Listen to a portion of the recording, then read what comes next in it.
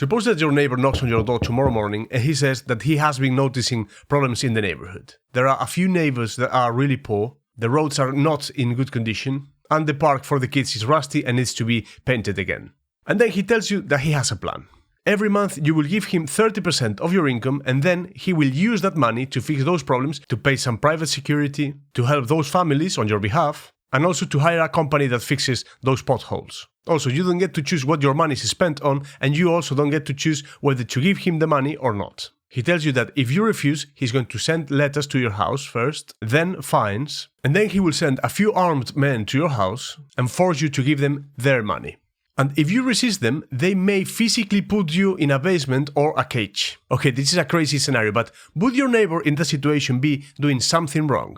Since he had good intentions, would you regard him as a good neighbor or a public servant? Of course you wouldn't. You would call him a thief, trying to steal money from you and help others on your behalf, even if his intentions are good, even if his plans would genuinely improve the neighborhood. Good intentions, however sincere, do not grant a person the right to take your money by force. Okay, now imagine that instead of being just him, it's a bigger group of people in your neighborhood. But now they have a little office and they put up a flag. So what number of those thieves would suffice so you start regarding it as normal or acceptable? Imagine that instead of coercion, they call it law enforcement. Instead of robbing you your money, they ask for your contribution to society or taxes. Has anything morally important changed? What is the difference, really? That is the problem of political authority. Governments do something remarkably similar to what that neighborhood does. Yet we usually think there is a profound moral difference between the government and that neighborhood. That neighborhood is criminal. The government, we say, is legitimate. But why? Now, you might already be composing your objection. Governments, you might say, are legitimate because we consented to them, or because we voted for them, or because we benefit from what they provide. Let's take each of these answers in turn and examine whether they actually hold up. First, you consented by living here.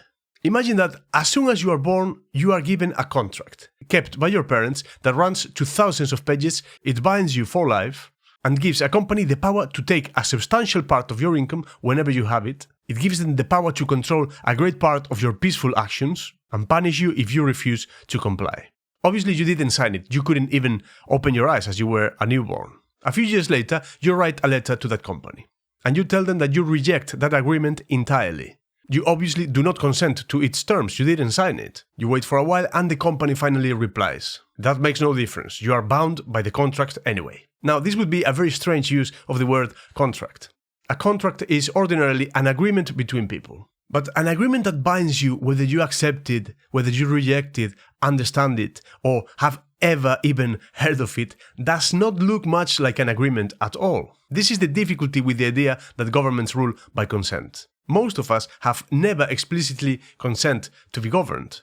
We are simply born under a particular government and told later in life that this fact somehow counts as an agreement. And some people try to make the existence of that rule over you look like it's necessary, like your culture or your ancestors. And it is not enough to say that we could live. You can leave a gym membership, you can leave a job, but leaving your country might mean abandoning your house, your work, your language, your friendships, your family, and, crucially, it does not mean escaping government altogether.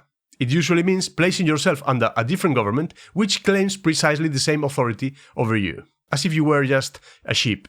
For consent to be valid, there must be a reasonable way to refuse it. Explicit dissent must count as dissent. Now, it's simply not the case. So it is not true that we consent just by living here. Number 2, but you would consent if you were rational. Consider a doctor who insists that a certain treatment is, without question, in your best interest. He tells you that any reasonable person, presented with those facts, would agree to undergo that treatment. And so, he reasons, he is entitled to perform the operation regardless of what you, in your present and possibly irrational state, happen to say. Now, there is a category of case in which reasoning of this general shape is perfectly sound. If you are unconscious, gravely injured, or unable to express any preference at all, a doctor might reasonably act on your behalf on the assumption that you would consent were you able to. But if you are awake, lucid and saying no, the fact that you might have agreed under some other set of beliefs does not entitle him to operate you anyway. Hypothetically, consent can substitute for actual consent only when actual consent is genuinely unavailable. It cannot simply override actual consent merely because obtaining the real thing would be inconvenient or because your actual judgment fails to match what someone else has decided a reasonable person would think. And this, as it happens, is very close to the objection Michael Huemer raises against philosophers such as John Rawls, who have attempted to ground political authority in exactly this kind of hypothetical agreement. Even granting that reasonable people might converge on some arrangements under some sufficiently idealized conditions, this tells us at best that the arrangement is reasonable. It does not tell us that anyone is entitled to impose it upon those who quite actually disagree. Well, then perhaps the answer lies not in consent at all, but in democracy. We are, after all, permitted to vote. The majority decides and the minority complies. Surely there is something to that. Okay, suppose 5 of your closest friends vote 4-1 that you ought to pay for their upcoming holiday, for example. I doubt very much that you would regard yourself as suddenly obligated to fund their trip to the coast merely because the vote went against you. Nor would you feel that they had acquired the right to seize the money from your pocket or from your account directly should you decline to pay voluntarily. Okay, let's imagine it is not 5 friends but 100 friends. Or maybe 100,000 people, not even friends, 100,000 people. Then finally a nation of 50 million people. What precisely is the additional moral ingredient that appears somewhere along that scale and that was entirely absent when there were only 5 of you? It cannot simply be the number itself, since numbers on their own do not generate rights that were not there before. Rights, as we know, have the tendency to be objective or universal. So a bigger number cannot create a right. And also it would imply that there is an arbitrary number, let's say 50,531, after which it is okay to start coercing. But also, the argument is not rescued, as some political philosophers have argued, by the quality of the deliberation involved. Even after conditions of perfectly informed, perfectly rational, perfectly inclusive debates, a majority vote does not thereby acquire the standing to override an individual's right not to be coerced. So it is not that. Number 4. There remains a further line of defense, perhaps the most persuasive of the 4, which is this. You benefit from what government provides, and therefore you owe your share of its cost. Okay, imagine for a moment that a group of strangers, entirely without asking you, decides to hire a cleaning company for your street. Then they arrive at your door with an invoice. Perhaps the street is generally cleaner as a result. Even where you do generally benefit from clean streets, from courts of law, from national defense, from public order, this benefit does not by itself generate an obligation to pay whatever it demanded of you, because you did not ask for it. There is a further and rather awkward difficulty here, that is one that Michael Huemer describes as the problem of individual redundancy. Your own personal compliance taken in isolation makes essentially no difference to whether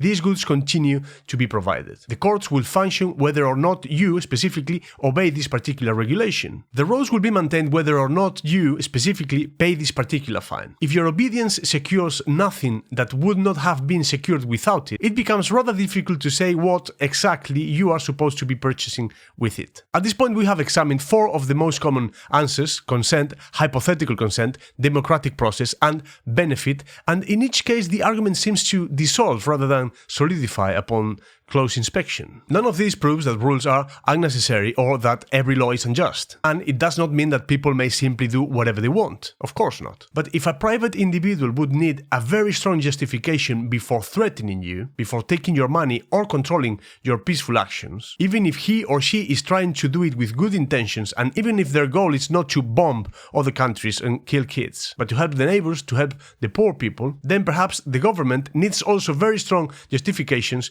to do anything. Whenever the government exercises one of its powers, pause the scene and imagine the same act performed by the same kind of person, but remove the badge, remove the uniform, or remove the suit, or remove the flag. The tax collector without his badge becomes a stranger demanding a portion of your income under the threat of confinement. The regulator without his badge becomes a person forcibly preventing you from engaging in a trade you wish to practice with another consent adult. The police officer enforcing a law against, let's say, the private and consensual use of a particular substance, without his badge, becomes an entitled private citizen citizen threatening violence against someone who has harmed no one at all. That's a victimless crime. The military recruiter, without his badge, becomes a man ordering strangers, people he or she does not know, many of them very young or poor, to risk death on his behalf, to go and kill or die for someone he or she does not know. If the act strikes us plainly wrong without the badge, then the badge itself must be doing a very great deal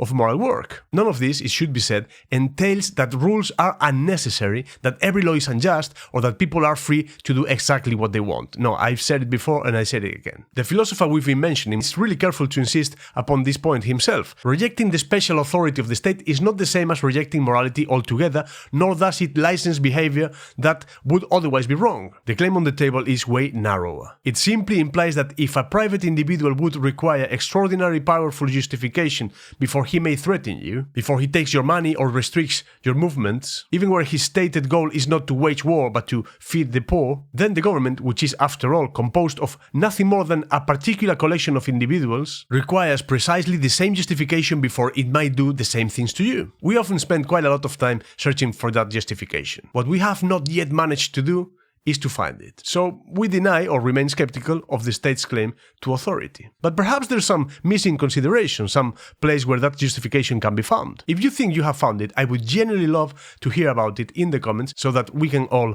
learn from it. Also, I think you should watch this video. Thank you for watching.